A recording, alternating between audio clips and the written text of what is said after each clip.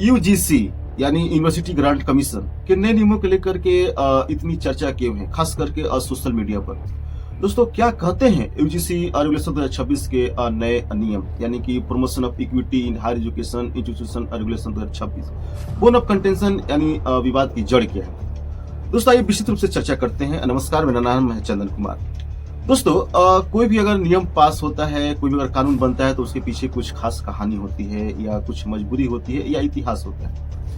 देखिए, UGC regulation जो 2026 जो नियम है, इसके पीछे अगर बात करेंगे तो दोस्तों, आप जानते होंगे रोहित वेमुला के बारे में, जिनकी मौत 2016 में हुई थी, या पायल तड़वी जिनकी मौत 2019 में हुई थी। दोनों एजुकेशनल इंस्टीट्यूशन यानी यूनिवर्सिटीज वगैरह से जुड़े हुए थे और दोनों की मौत के पीछे उनका कास्ट बताया गया, यानी कि कास्ट बेस्ड डिस्क्रिमिनेशन के वो शिकार हुई। दोस्तों, एक रिपोर्ट के अनुसार, यानी सरकारी रिपोर्ट के अनुसार 2019 से 24 के बीच में 118% जाति भेदभाव का रिपोर्ट दर्ज हुआ है। सोचिए, इस हद तक एजुकेशनल डिपार्टमेंट में भी जो स्टूडेंट्स हैं वो भेदभाव, टॉर्चर यानी कि टॉलरेट करते हैं। दोस्तों, यूजीसी रेगुलेशन 2026 को अगर आपको समझना है तो सबसे पहले आपको संविधान की 3 आर्टिकल को भली भांति समझनी होगी। इसमें सबसे है article 14 which talks about equity rather than equality, यानी कि इक्वल प्रोटेक्शन ऑफ लॉ। दोस्तों, अब बात करते हैं आर्टिकल 15। आर्टिकल 15 कहता है कि there shall not be discrimination on the basis of caste, religion, sex and place of birth, यानी जाति के आधार पर, लिंग के आधार पर, या आपकी जैसे फिजिकल बॉडी या रेशियल डिस्क्रिमिनेशन के आधार पर किसी भी प्रकार के भेदभाव आपको नहीं करना है। और थर्ड है आपको आर्टिकल 21 जो personal liberty, right to live the life with dignity के बारे में बात करता है। दोस्तों, आइए अब समझते हैं कि जो आपको यूजीसी जो है रेगुलेशन 2026 यानी कि promotion of equity in higher education institution regulation 2026 क्या कहता है। देखिए, एक्चुअली में ये जो है किसी प्रकार से जाति भेदभाव को रोकथाम करने के लिए ये नियम बनाया गया है, यानी कि जाति के आधार पर, लिंग के आधार पर, चाहे भाषा के आधार पर या क्षेत्र के आधार पर किसी प्रकार से भी भेदभाव नहीं होना चाहिए और सबको समान अवसर प्रदान होना चाहिए।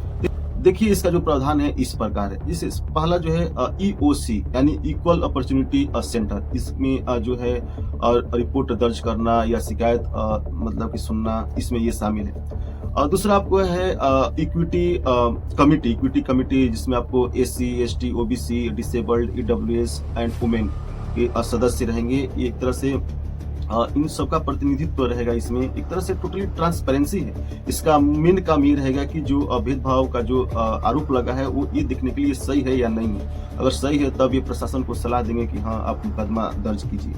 और इसके बाद में है आपको इक्विटी एम्बेसडर, यानी कि ये हर इंस्टीट्यूशन में एक रहेगा, यानी कि लोगों को, स्टूडेंट्स को ये बताएगा कि ये सब चीज़ें नहीं करना चाहिए रोकथाम के लिए या स्टूडेंट्स को जागरूक करने के लिए, ये सब चीज़ें गलत है।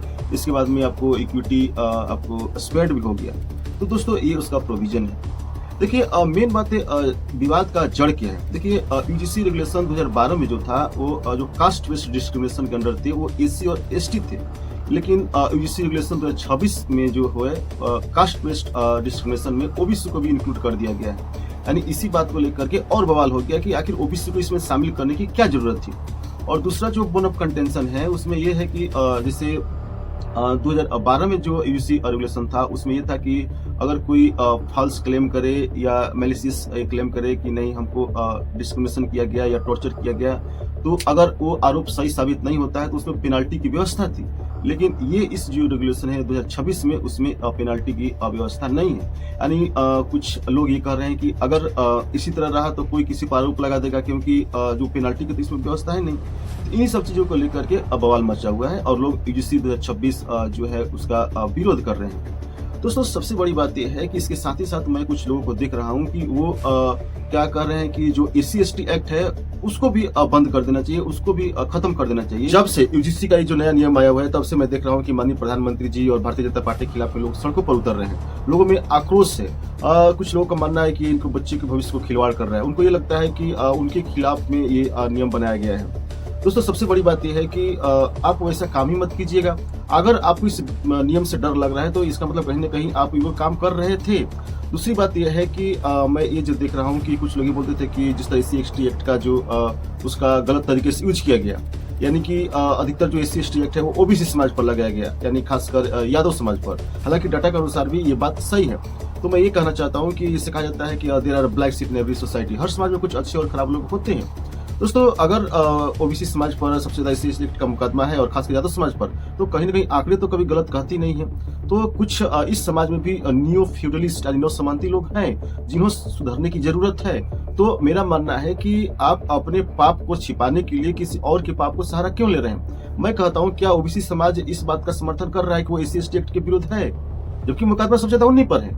अगर नहीं है तो फिर आप क्यों चाह रहे हैं? उसी तरह यूजीसी का ये जो नियम है 2026 का, तो आप इसका विरोध क्यों कर रहे हैं? आपको डरने की जरूरत ही नहीं है। आप वैसा कार्य न कीजिए। आपके अंदर अगर फीलिंग ऑफ सुप्रीमेसी है, आपके अंदर अगर फ्यूडलिस्ट माइंडसेट है, तब तो डरने की जरूरत है। अदरवाइज कहीं भी कुछ भी ऐसा नहीं है प्रोविजन इसमें जिससे आप डर रहे हैं, और नहीं इसका विरोध का कुछ मायने बनता है। दोस्तों, सबसे बड़ी बात यह है कि जिनको लगता था कि मोदी जी हमारे हैं, उनको अब मोदी जी बेगाने लगने लगे हैं। मैं एक खास शिक्षक का सुना था, वो ये बोल रहे थे कि ये समाज जो कभी भी सड़कों पर नहीं उतरता था, अब वो सड़कों पर उतर रहा है। इसका मतलब कुछ न कुछ जरूर इसमें खामियाजा है, कुछ न कुछ इसमें निगेटिव चीजें हैं। मैं ये कहना चाहता हूँ कि आप कैसे बोल सकते हैं कि ये समाज कभी भी सड़कों पर नहीं उतरा? जब 1992 में जब मंडल कमीशन जब लागू हुआ था, तो क्या ये समाज सड़कों पर नहीं उतरा था?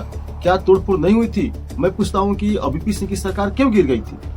दूसरी बात है, अगर ईडब्ल्यूएस रिजर्वेशन पास हुआ तो कौन से ओबीसी, कौन से दलितों ने सड़क पर आकर के आगजनी की? किसने आपका विरोध किया? किसी ने नहीं किया। तो आपको इस बात का डरने की जरूरत ही नहीं है कि बिना आपके कुछ किए हुए लोग आप पर क्या बोलते हैं कि मुकदमा दर्ज करेंगे। ऐसा कुछ होने वाला नहीं है। आप खुद में सुधार लाइए। आप अपने ऐतिहासिक जो भूल किए हैं उस पर आप विचार कीजिए, तब कहीं कुछ दिक्कत होने वाला नहीं है। दोस्तों, आपका क्या राय है? आप अपनी राय कमेंट सेक्शन में जरूर दें। क्या ये जो यूजीसी का जो नया रेगुलेशन है 2026 में, क्या आपको इसमें क्या खामियाजा और क्या फायदे दिखाई देती हैं? और आप मेरे विचारों पर भी अपनी राय कमेंट सेक्शन में जरूर करें। नमस्कार।